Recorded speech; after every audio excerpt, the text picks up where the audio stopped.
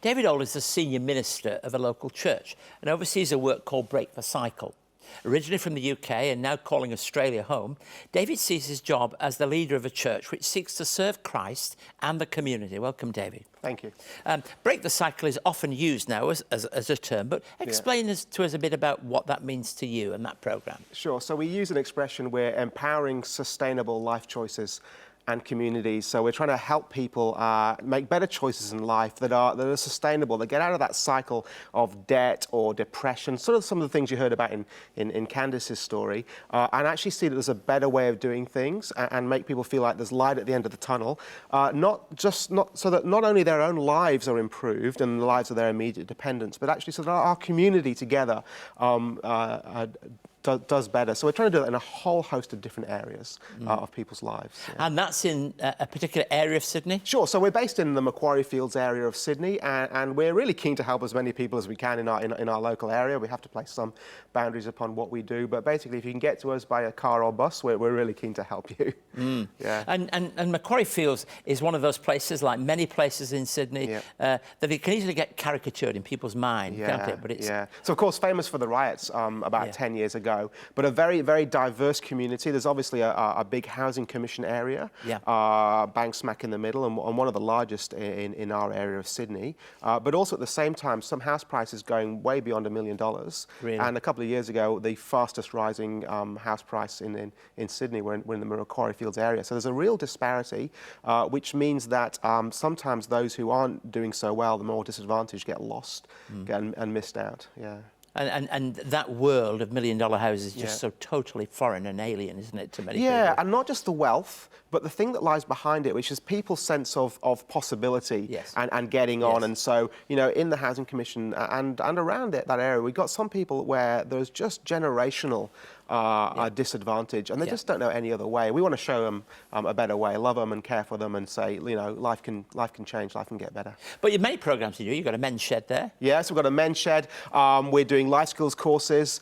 So we run one for men called Sorted and another one for women called Empower, and that's turning lives around. Sort of 12, 13 weeks of sitting down with men and talking about why they're feeling the things that they're feeling, talking about addictions and gambling and pornography and how they handle their anger.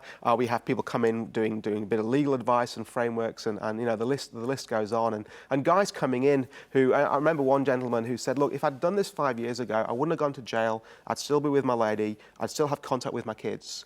And then other people who come in when they've got in trouble maybe with the police, who come in, do the course. I have the great joy of representing them in court, and we get remarkable turnarounds in stories. I can think of one guy who was up to his neck in drugs and alcohol and disenfranchised from his children, and now he's holding down a job, regular access to his kids, getting on with life.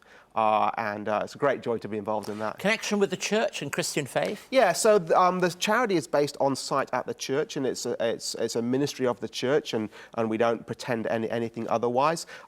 It's not Bible all the time. It's more that we want to love people in the way that Jesus loved them. Of course, he told people the gospel, but he also reached out as a bit of a social activist along the way. And we want them to know why we do what we do. And then if they want to engage further, we let them engage further. So, for example, before the men's course on a Tuesday, the hour before, I'm regularly running just a little come and find out more about Jesus. And last time round, we had 4 or 5 guys coming and opening up their Bibles with me, reading about Jesus and starting to explore for themselves. So we love them, and we say, come and find out more why.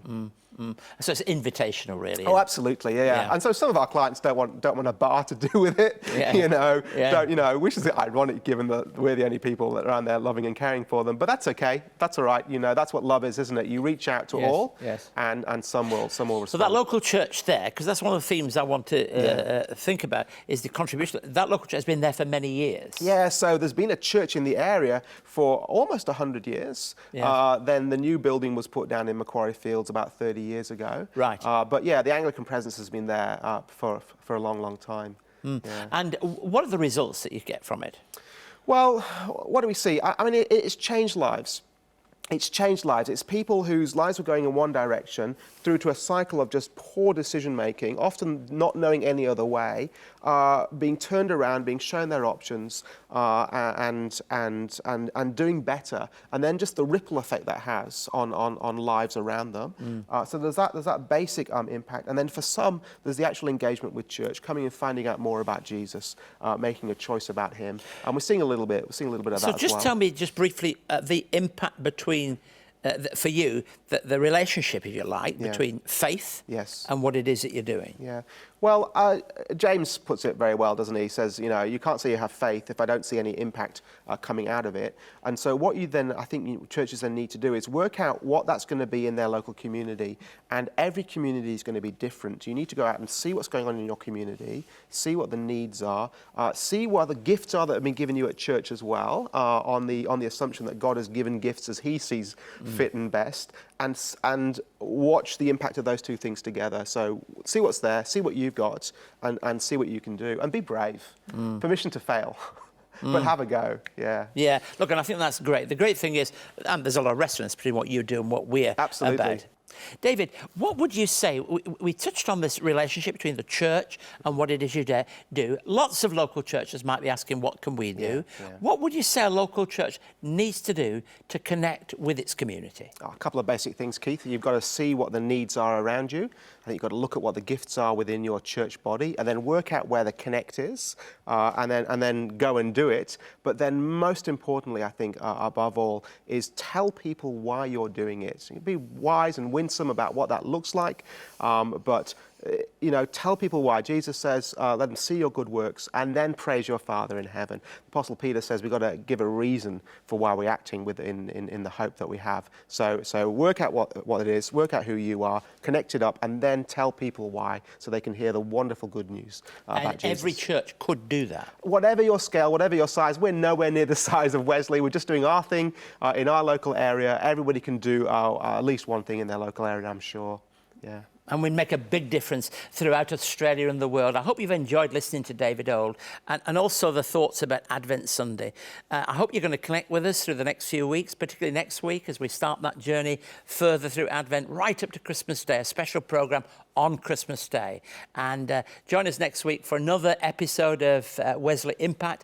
I always appreciate those who join with us and write to us. Thank you, and may God bless you richly.